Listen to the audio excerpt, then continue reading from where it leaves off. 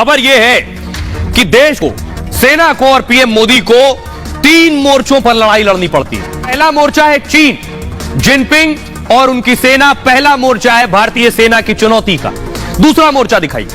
दूसरा मोर्चा है पाकिस्तान। पाकिस्तान और उनकी सेना भारत के लिए दूसरे मोर्चे की लड़ाई है। ये 2 मोर्चे हो गए। अब आधा मोर्चा यानी 2.5 मोर्चा कौन सा है? अगली तस्वीर दिखाइए। अगला मोर्चा है आतंकी। इसे 2.5 मोर्चा, आधा मोर्चा गिनते हैं जिनका इस्तेमाल पाकिस्तान करता है। तो चीन हो गया, पाकिस्तान हो गया और आतंकवाद हो गया। ये 2.5 मोर्चा है। अभी आधा मोर्चा और बचा है जो 3 करता है। अगली तस्वीर दिखाइए। राहुल गांधी, कांग्रेस और राहुल गांधी से भी लड़ाई लड़नी पड़ती है, इसलिए 3 मोर्चों पर मोदी की लड़ाई है। क्योंकि राहुल गांधी देश की एक बड़ी पार्टी के बड़े नेता जो कह रहे हैं भारत जोड़ने की बात, लेकिन राहुल गांधी कह रहे हैं हमारी सेना कमजोर है, अगर चीन पाकिस्तान मिल गए तो हमें नुकसान होगा।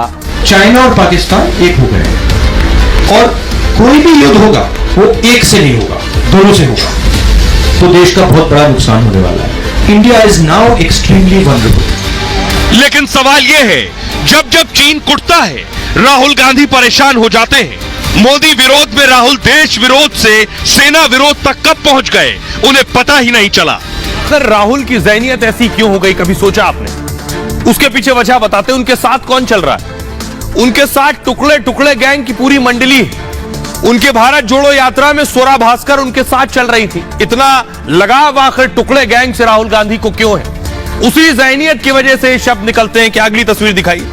उनकी पार्टी में कन्हैया कुमार टुकड़े गैंग के एक और सदस्य अब तो पार्टी में भी है, चुनाव भी लड़ चुके हैं। अब आपको देखिए कि कैसे तवांग के जब खबर सामने आई तो पूरा एक गैंग जो इंतजार कर रहा था मोदी विरोध में सेना पर प्रहार करने लगा, पूरा गैंग तैयार बैठा था। वो गैंग क्या कह रहा था देखिए जरा। वो गैंग क्या कह रहा था? सबसे पहले राहुल गांधी से शुरू करते हैं। चीन का जो खतरा है सरकार उसे छिपा रही है।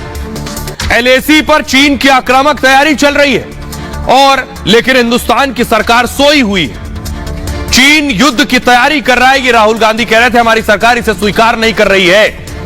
चीन सिर्फ घुसपैठ नहीं की बल्कि युद्ध की तैयारी कर रहा है। कांग्रेस के अध्यक्ष उसी ब्रिगेड में शामिल हो गए। सरकार मूक दर्शक बनकर रह गई है।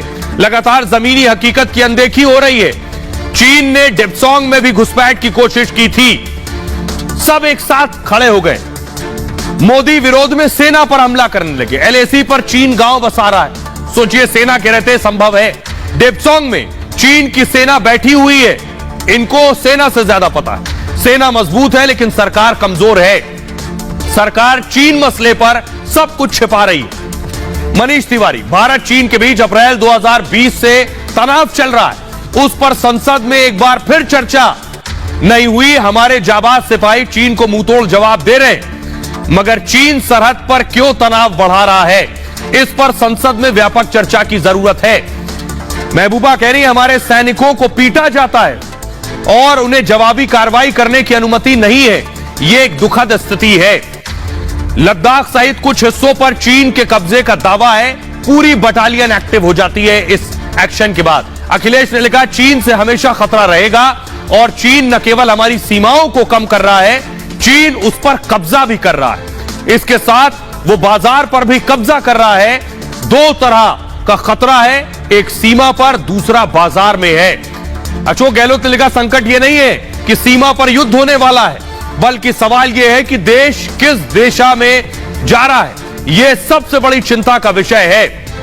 अब आप सोचिए कैसे राहुल गांधी समेत उनके आसपास के विरोधी और विपक्षी नेता मोदी विरोध के बहाने सेना से सवाल पूछने लगते हैं। सेना के ताकत, सेना के कौशल पर, हौसले और जज्बे पर सवाल उठाते हैं। अब मैं आपको सुनवाने जा रहा हूं कई डिफेंस एक्सपर्ट्स को जो बताएंगे राहुल गांधी कह रहे हैं सेना कमजोर है।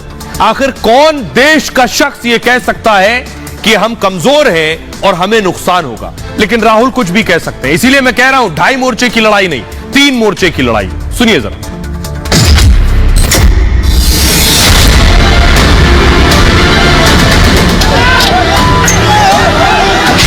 तबीयत से कुटाई के बाद पूरे देश में जश्न और खुशी है। तवांग में चीन को किस तरह भारत की सेना ने खदेड़ा, पूरी दुनिया ने देखा। लेकिन चीन की तरफ से बैटिंग करते करते राहुल गांधी कब ये भूल गए और देश की सेना को कमजोर और चीन और पाकिस्तान से लड़ने पर भारत का नुकसान होगा, यहां तक बोल गए।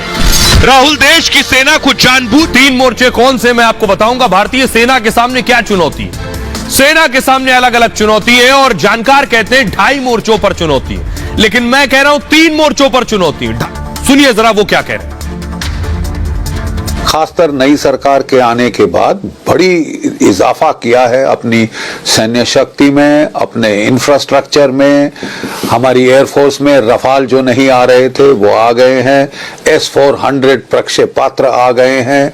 हमने अपनी अग्नि 5 का परीक्षण किया है, एनहांस्ड रेंज जो कि 7,500 किलोमीटर की रेंज की है, इंटरकॉन्टिनेंटल बैलिस्टिक मिसाइल क्लास में है और वो बीजिंग को दुनिया के नक्शे से उड़ा सकता है। तो ताकत तो भारत की काफी है, मुझे समझ नहीं आ रहा है कि उनको क्यों और कैसे भारत कमजोर लग रहा है।